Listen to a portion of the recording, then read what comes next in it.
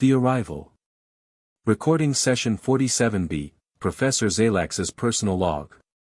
The holographic display flickered as I adjusted my facial membranes, preparing to document what would undoubtedly become the most controversial chapter in the Galactic Defense Academy's history.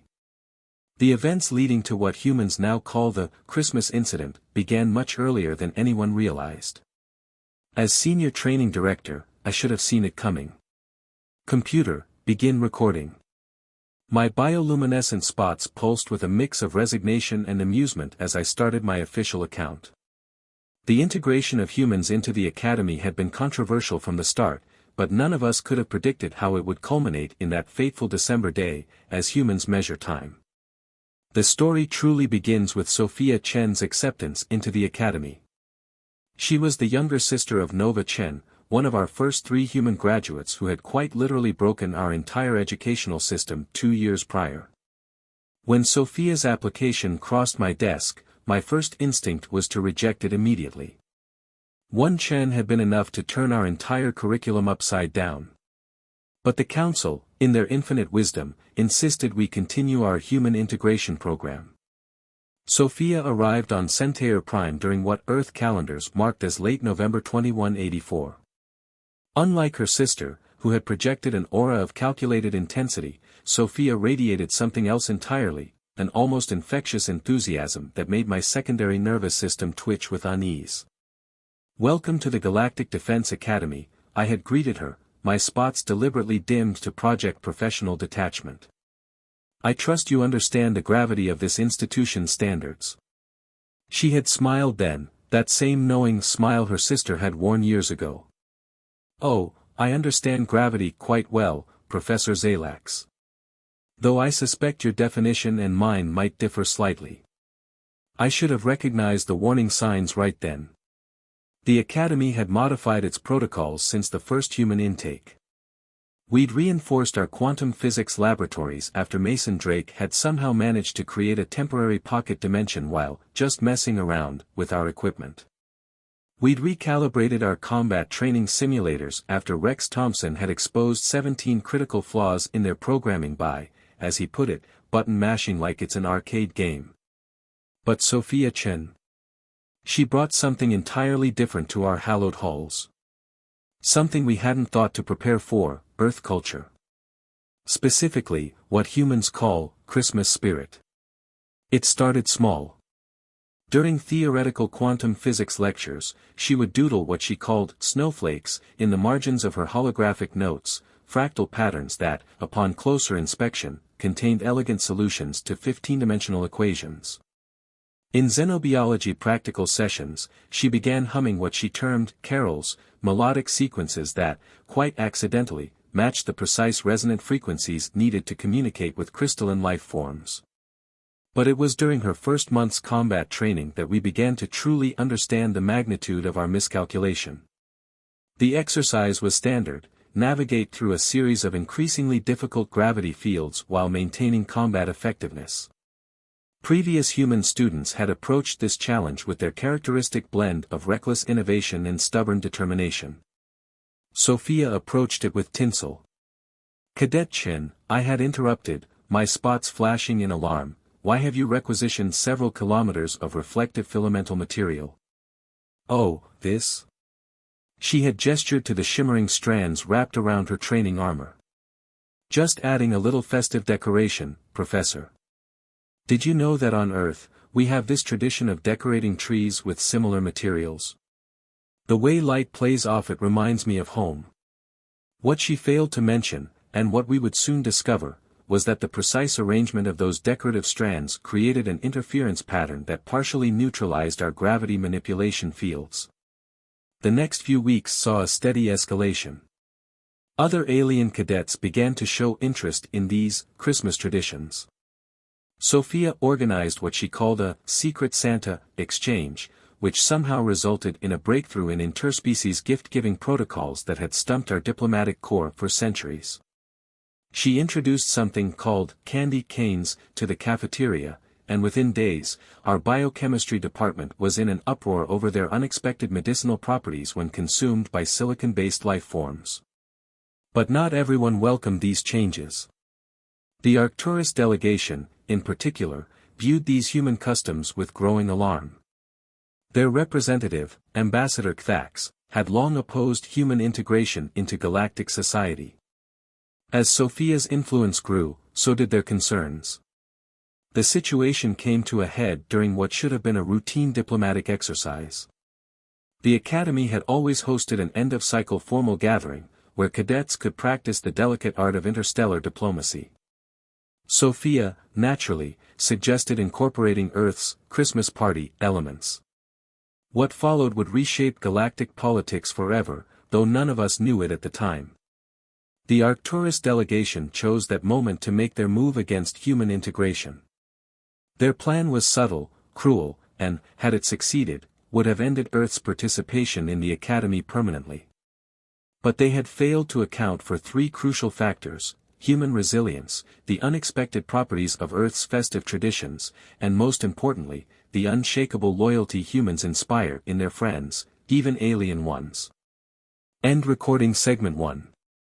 Computer, personal note, sometimes I wonder if we were the ones being tested all along. The humans didn't just challenge our methods, they forced us to question our fundamental assumptions about the nature of intelligence, adaptation, and, yes, even the power of what they call holiday spirit. As I prepared to record the next segment, my spots pulsed with the memory of what happened next. The Arcturus Delegation had no idea what they were about to unleash.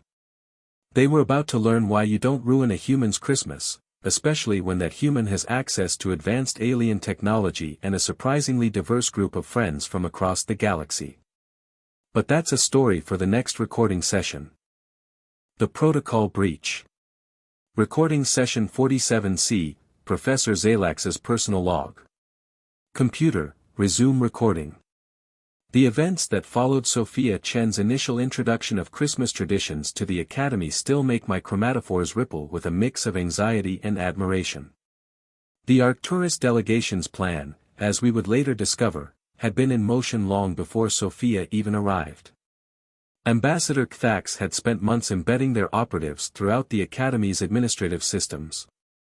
They weren't just opposed to human integration, they were terrified of it. And perhaps, in retrospect, they had reason to be. Personal note, the following information was classified until recently. Authorization for disclosure granted under Protocol 7 Beta. The first sign that something was wrong came during what humans call December 15th. Sophia had organized what she termed a Christmas cookie exchange in one of the Academy's molecular gastronomy labs. At the time, I had approved it as a xenobiological cultural study. What I didn't realize was that she had accidentally stumbled upon something the Arcturians had been desperately trying to keep secret. You see, the simple act of baking, the precise combination of heat, chemical reactions, and what humans call made with love, had revealed a fundamental flaw in Arcturian biochemical masking technology. Their operatives, attempting to maintain their cover, couldn't participate without revealing themselves. A fact that Cadet Zyxtal, a Betelgeusian third year, noticed immediately. Professor, Zyxtal had approached me after the event, their crystalline form vibrating with concern. I believe we have a serious protocol breach. The molecular structure of these sugar cookies has revealed unusual phase variances in certain staff members' biological signatures. I had dismissed their concerns initially. That was my second mistake.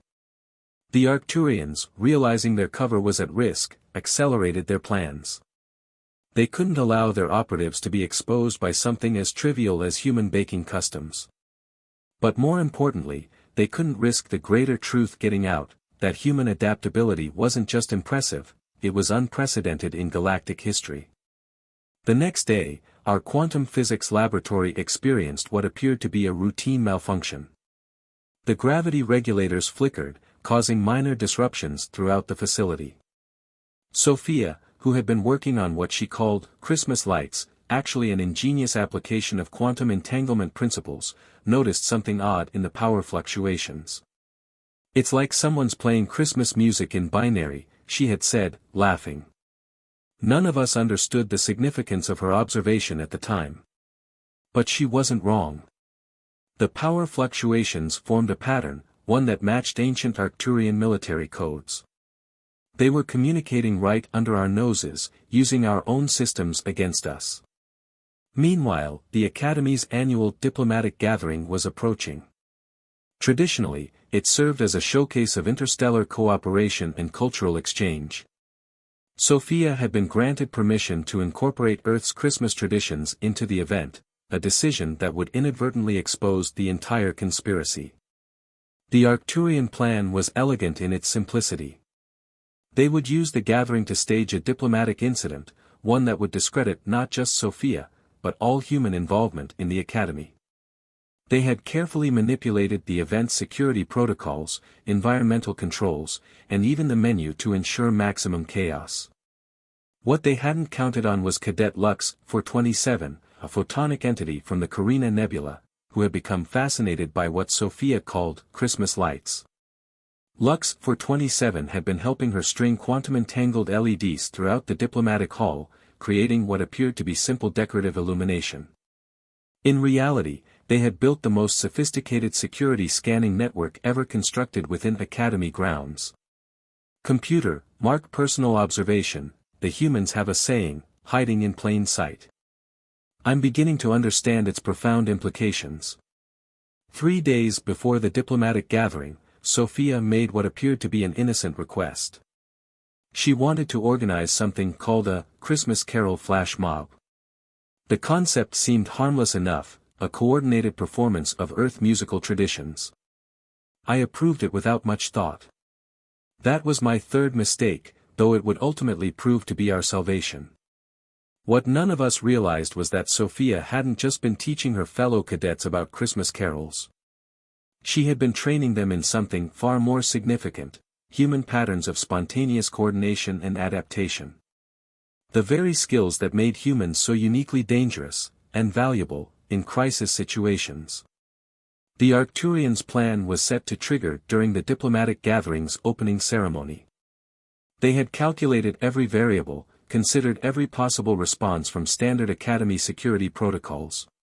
What they hadn't considered, couldn't have considered, was the impact of 200 cadets from 40 different species suddenly breaking into deck the halls at precisely the right moment. But I'm getting ahead of myself. The true magnitude of both the threat and humanity's response only became clear during what humans would later call the Great Christmas Eve Conspiracy. And that story, which involves a quantum-entangled Christmas tree, a modified food replicator producing something called eggnog, and the most unlikely application of mistletoe in recorded galactic history, deserves its own recording. End recording segment 2. Computer, personal note, I still find myself humming those carols sometimes. Most disturbing. Also, must remember to ask Sophia about the tactical applications of something called a secret Santa protocol. The quantum encryption possibilities are intriguing. The Eve of Crisis. Recording session 47D, Professor Zalax's personal log. Computer, begin recording.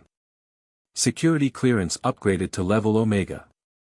The events of December 24, 2184, would later be classified as one of the most significant security incidents in Academy history. Not because of the threat level, we had faced worse, but because of the unprecedented nature of the response. The day began with what humans call Christmas Eve breakfast. Sophia had somehow convinced the Academy's culinary AI to produce something called peppermint pancakes. The significance of this seemingly innocent meal wouldn't become clear until much later, when we discovered that the molecular structure of peppermint has a unique effect on Arcturian neural patterns. Personal note, still debating whether Sophia knew about this property beforehand. Her personnel file lists advanced xenobiochemistry as a hobby, but she claims it was just a happy accident.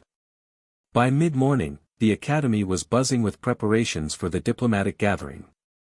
Sophia's Christmas Carol flash mob rehearsals had spread throughout the campus, creating what appeared to be random pockets of musical practice. In reality, as we would later learn, these groups were conducting sophisticated surveillance under the guise of cultural exchange. The first real indication of trouble came at 1437 hours, Standard Time.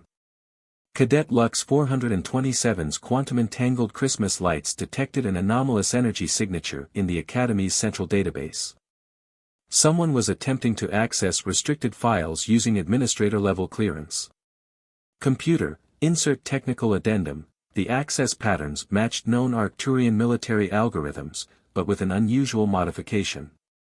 They were being masked by what appeared to be the electromagnetic signature of traditional Earth Christmas songs.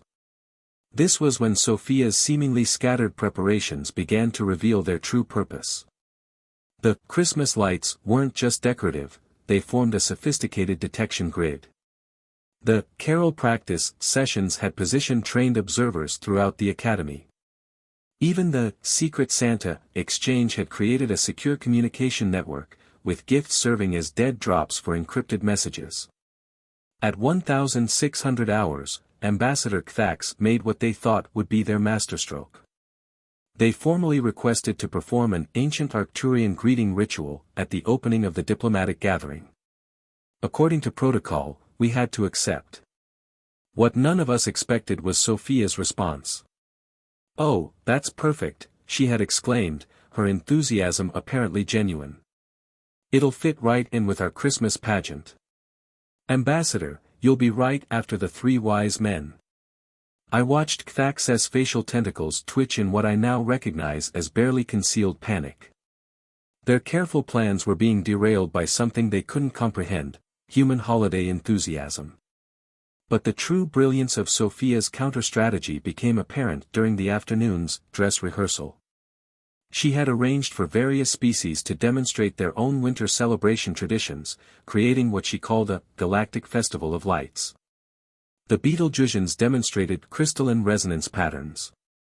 The Rigelians performed their solar wind dances. Even the normally reserved Carina Nebula entities joined in with photonic displays. Each performance was beautiful, meaningful, and coincidentally generated energy patterns that interfered with Arcturian scanning technology.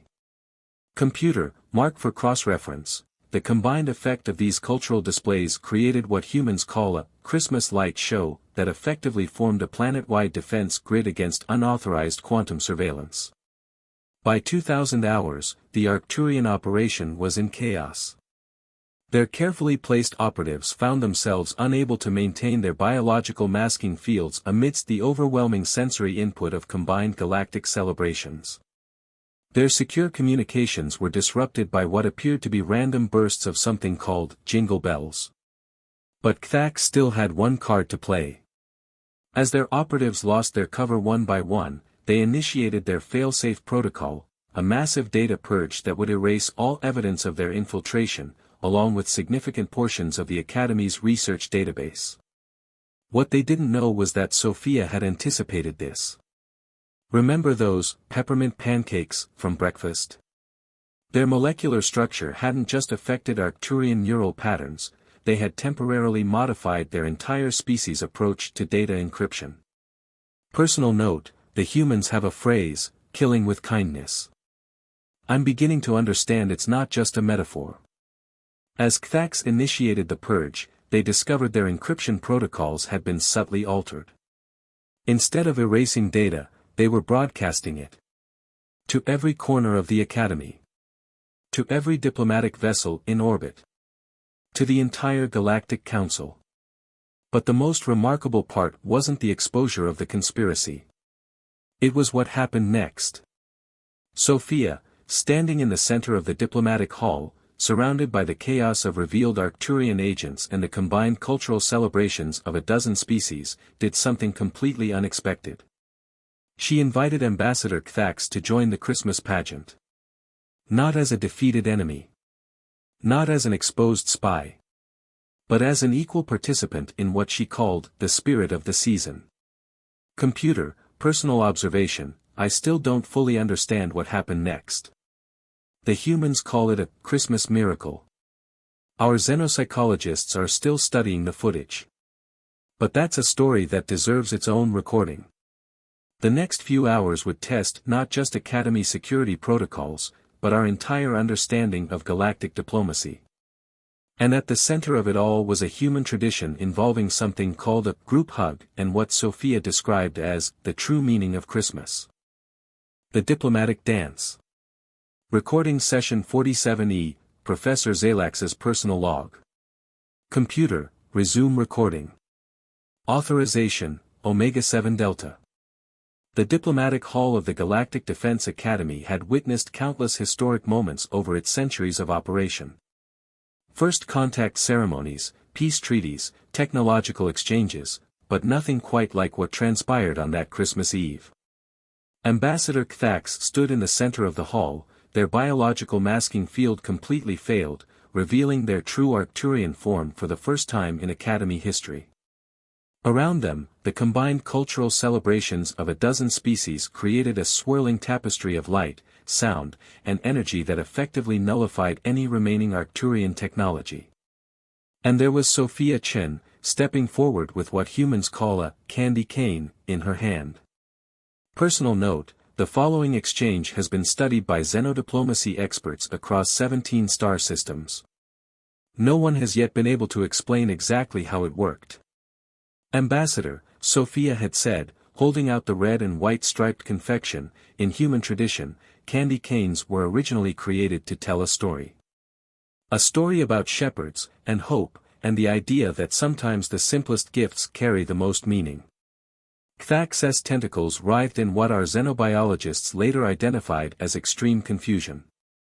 Their carefully orchestrated plan had collapsed, their agents were exposed, and their entire species' reputation in the Galactic Council hung by a thread. And here was this human, offering them candy. Computer, insert cultural reference note, the humans have a saying about catching more flies with honey than vinegar. Though why one would want to catch flies remains unclear. What happened next would rewrite several chapters in the Academy's diplomatic training manuals. Kthax, perhaps operating on some deep-seated diplomatic instinct, accepted the candy cane. The simple act of taking the offered sweet created what xenopsychologists would later term a cascade of reciprocal obligation patterns. But Sophia wasn't done. She turned to address the gathered assembly, representatives from 42 species, half of them still glowing from their cultural performances, the other half still processing the revealed conspiracy. You know what we humans do when someone makes a really big mistake during Christmas? She asked, her voice carrying clearly through the hall. We remember that this is the season of forgiveness. And then we usually have hot chocolate. The food replicator in the corner, which had been modified earlier that day for what Sophia called Christmas treats, hummed to life. It began producing cups of a steaming brown liquid that our sensors indicated contained not just cocoa, but trace elements of what humans call marshmallows, a substance that, coincidentally, has remarkable stabilizing effects on Arcturian neural patterns. Personal observation, the timing was too perfect to be coincidental. Beginning to suspect that Sophia's understanding of xenobiochemistry far exceeds her official academic records. As cups of hot chocolate were distributed throughout the hall, something unprecedented began to happen. The Betelgeusian crystalline beings found at the steam patterns created perfect resonance frequencies for communication. The photonic entities from the Carina Nebula discovered that the surface of the liquid created infinite reflection patterns ideal for their form of expression. Even the silicon-based life forms from Rigel reported unexpected positive reactions to the beverage's molecular structure. Ambassador Kthax, still holding their candy cane, watched as their carefully constructed plan to discredit humanity transformed into something else entirely, the first truly universal diplomatic reception in Academy history. Computer, mark for historical record, the next series of events challenges several fundamental assumptions about interspecies conflict resolution.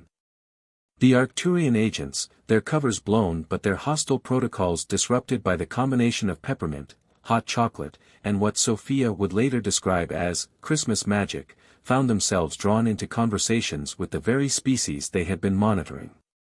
The quantum-entangled Christmas lights, still functioning as a security grid, began recording unprecedented levels of genuine diplomatic exchange. But the true masterstroke came when Sophia announced it was time for Secret Santa. You see, Ambassador, she explained to Kthax, we've been preparing gifts for everyone. Including you and your agents. Because that's what Christmas is about, giving without expecting anything in return. The gifts, which had been circulating through the Academy for weeks as part of what we thought was a simple cultural exchange, turned out to be something far more sophisticated.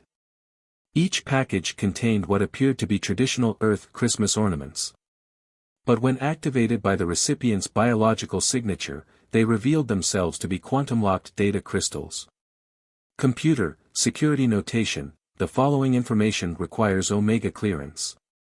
The crystals contained comprehensive evidence of not just Arcturian surveillance, but every major species' covert operations within the Academy. Everyone's secrets, wrapped in sparkly paper with bows on top. Sophia had given every species the same choice: expose everyone's secrets, or agree to a fresh start. A clean slate. A Christmas miracle, as humans would say. The silence that fell over the diplomatic hall was profound. Representatives from 42 species, each holding evidence that could spark a dozen interstellar incidents, faced a decision that would reshape galactic politics. And then Ambassador Cthax did something that no one, not even Sophia, had anticipated. They ate the candy cane. But that moment, and its galaxy-changing implications, deserves its own recording. The next few minutes would not only save the Academy but establish a new protocol for interstellar conflict resolution, one based on what humans call the Christmas spirit. A new tradition. Recording Session 47F, Professor Zalax's final log entry. Computer, begin final recording. Authorization, Omega Prime Ultimate. The morning of December 25, 2184, dawned with 3 suns rising over Centaur Prime, their light reflecting off the quantum-entangled Christmas decorations that still maintained their vigilant security grid around the Academy. But something had changed in the very fabric of our institution, something that went beyond security protocols and diplomatic incidents. Personal note, the humans have a concept called Christmas morning magic. I used to consider such notions pure sentiment. I have since been forced to revise my position. The diplomatic hall, which hours before had been the site of one of the most unusual crises in Academy history, had transformed overnight. The Betelgeuse crystalline beings had grown formations that resembled what humans call ice sculptures. The photonic entities from the Carina Nebula had arranged themselves into patterns that created perfect holographic representations of Earth's winter scenes. Even the silicon-based Rigelians had modified their external matrices to sparkle like what Sophia called fresh-fallen snow. Ambassador Cthax, still processing the effects of their candy cane consumption, had spent the night in deep communion with their central command. The quantum-locked data crystals disguised as Christmas ornaments had forced every species to confront an uncomfortable truth: everyone had been spying on everyone else. Computer, mark historical observation. The humans have a saying about people in glass houses not throwing stones. The diplomatic implications of this wisdom are only now becoming clear. But it was what happened next that would truly reshape galactic politics. Sophia Chen, dressed in what she called Christmas morning pajamas, now officially registered as a diplomatic uniform in Academy records, called the assembled representatives together for what she termed present time. You see, she explained to the gathered dignitaries, Christmas morning isn't just about opening gifts. It's about new beginnings. About choosing to move forward together, even when, especially when, things get complicated. The quantum-locked data crystals were laid out before the assembly. Each one contained enough sensitive information to spark multiple interstellar incidents. The tension in the room was palpable, even among species that didn't technically have nervous systems. And then Sophia did something that violated at least 17 Academy security protocols: she started singing. Computer, insert cultural notation. The song was identified as Silent Night. The quantum harmonics of its melody, particularly when sung in multiple alien vocal ranges, had unexpected effects on the crystalline data structures. As representatives from 42 species joined in, each in their own way, from photonic light displays to crystalline resonances to quantum vibrations, something extraordinary happened to the data crystals.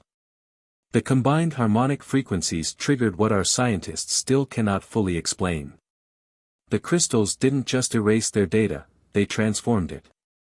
When the song ended, each crystal had become something new, a template for what humans call a Christmas compact. A new form of diplomatic agreement, based not on mutually assured destruction, but on mutually assured celebration. Ambassador Cthax, their tentacles now adorned with tiny bells, a detail that would later become mandatory for all Arcturian diplomatic attire, was the first to sign. Computer, official record, the Christmas Compact of 2184 established new protocols for interspecies cultural exchange, making Earth's Christmas traditions a formally recognized diplomatic tool. The implications continue to evolve. The Compact's key provisions were revolutionary in their simplicity. Annual, Secret Santa, exchanges between all member species, with gifts required to contain both cultural insights and diplomatic overtures. Mandatory participation in what became known as the Galactic Christmas Pageant, where each species shares their own celebration traditions. The establishment of Christmas Spirit Protocols for conflict resolution, requiring all disputes to be addressed first through cultural exchange and shared celebration. Regular distribution of Earth confectionery, now classified as diplomatic necessities. But perhaps most importantly, the compact included what Sophia called the Christmas Miracle Clause, an agreement that once each Earth year, every species would set aside their differences and remember that the universe, vast as it is better when shared. Personal observation, the humans have permanently altered not just Academy protocols, but the fundamental nature of galactic diplomacy. And they did it with cookies, carols, and candy canes. The Academy itself underwent significant changes.